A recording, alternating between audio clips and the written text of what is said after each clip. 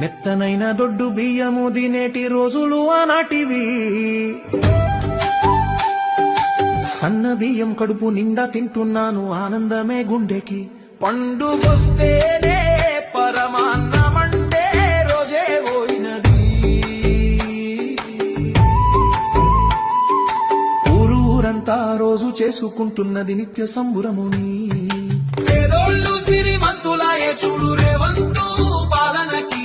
యాది పెట్టుకుంటామే ఎప్పటికీ కాంగ్రెసు మేలుని.